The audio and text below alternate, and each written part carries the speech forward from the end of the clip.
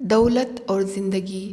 ایک مرتبہ کا ذکر ہے کہ کسی ملک میں ایک بادشاہ نے اپنے رعایا پر ظلم کر کے بہت سارا خزانہ جمع کر لیا اور اسے شہر سے باہر ایک جنگل میں خفیہ غار میں چھپا دیا۔ اس غار کے دروازے کی 2 ہی چابیاں تھے۔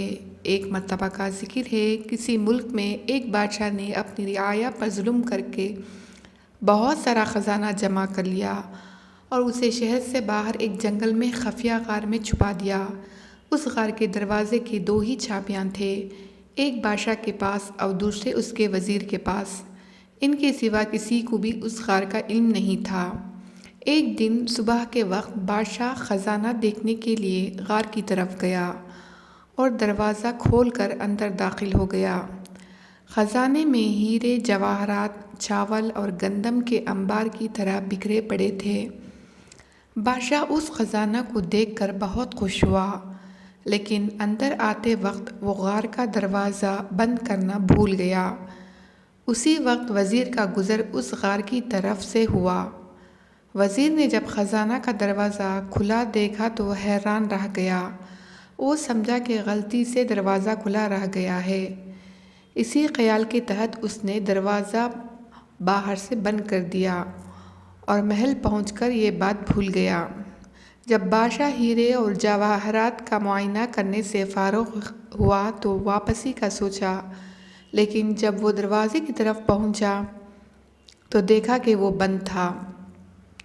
بادشاہ نے دروازوں کو خوب زور زور سے پیٹنا شروع کر دیا اور ساتھ ساتھ چلاتا بھی رہا، لیکن اس ویران جنگل میں اس کی آواز سننے والا کوئی نہیں تھا۔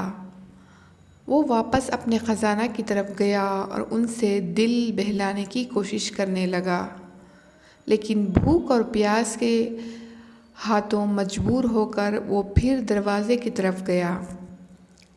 اس نے چیخنا چلانا شروع کر دیا اور پھر تھک ہار کر وہ واپس آ گیا۔ بھوک اور پیاس کی شدت اتنی بڑھ گئی تھی کہ آخر وہ ہیروں سے بھیک مانگنے لگا۔ اے قیمتی پتھر، مجھے ایک وقت کا کھانا دے دو۔ اسے یوں لگا جیسے وہ ہیرے اس کی سادگی پر زور زور سے ہنس رہے ہو۔ اس نے ایک ہیرا اٹھایا اور زور سے دیوار پر مارا، پھر موتیوں سے اپنی فریاد کرنے لگا، اے قیمتی موتیوں، مجھے ایک گلاس پانی دے دو۔ اسے لگا کہ موتی اور جواہرات اس پر ہنس رہے ہیں۔ بادشاہ کو بہت غصہ آیا، لیکن بھوک غصے پر غالب آ گئی۔ آخر بھوک کی شدت اتنی بڑھ گئی کہ وہ نڈھال ہونے لگا۔ اس نے دنیا کو پیغام دینے کے لیے زمین پر کچھ لکھا اور مر گیا۔ ادھر ملک میں بادشاہ کے غائب ہونے کی وجہ سے کہرام مچا ہوا تھا۔ ہر شخص بادشاہ کے بارے میں فکر مند تھا اور اسے تلاش کرنے کی تگ و دد کر رہا تھا۔ بادشاہ کو تلاش کرتے ہوئے اتفاق سے وزیر کا گزر اس غار کی طرف سے ہوا تو اس نے سوچا کہ بادشاہ کے خزانہ کا کچھ عطا پتا کرے۔ جب وہ غار کے اندر داخل ہوا تو دیکھا کہ بادشاہ مرا پڑا ہے اور زمین پر لکھا ہے، دولت کسی کو زندگی نہیں دے سکتی۔ وزیر بادشاہ کی لکھی ہوئی تحریر پڑھ کر سکتے میں آ گیا۔